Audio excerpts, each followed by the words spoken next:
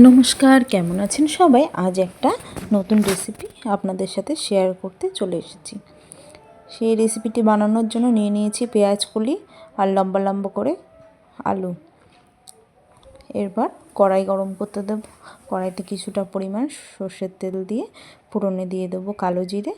এরপর ফোড়নে দেওয়ার পরে আলুটা ভালো করে ভেজে নেব।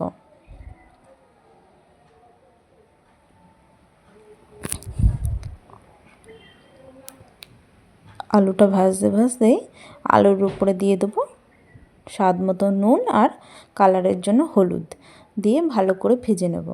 আলুটা একটু ভাজা হয়ে এলে দিয়ে দেব কেটে রাখা পেঁয়াজকলি দিয়ে কিছুক্ষণ ভেজে নেব।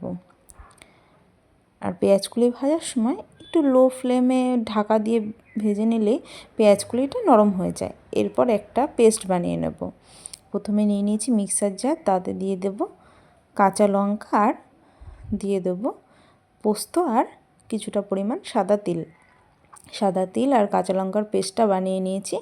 এরপর যে পেঁয়াজকলিটা ভাজতে দিয়েছিলাম সেটা আর একটু ভালো করে ভেজে নিয়ে ওতে দিয়ে দেবো পরিমাণ মতো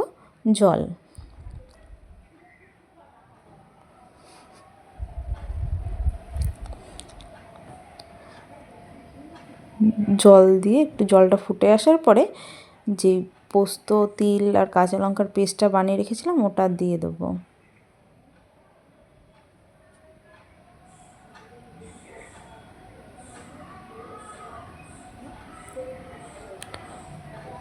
ওটা দিয়ে কিছুক্ষণ ফুটে নিতে দেব।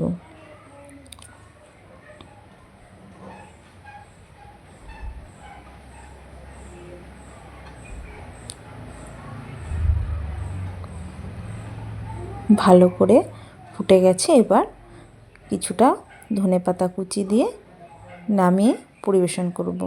আপনারা কমেন্ট করে জানাবেন আমার আজকের রেসিপিটি আপনাদের কেমন লাগলো। আর ভালো লাগলে একটা লাইক, সাবস্ক্রাইব করতে ভুলবেন না। আর অবশ্যই একবার ট্রাই করবেন। ধন্যবাদ।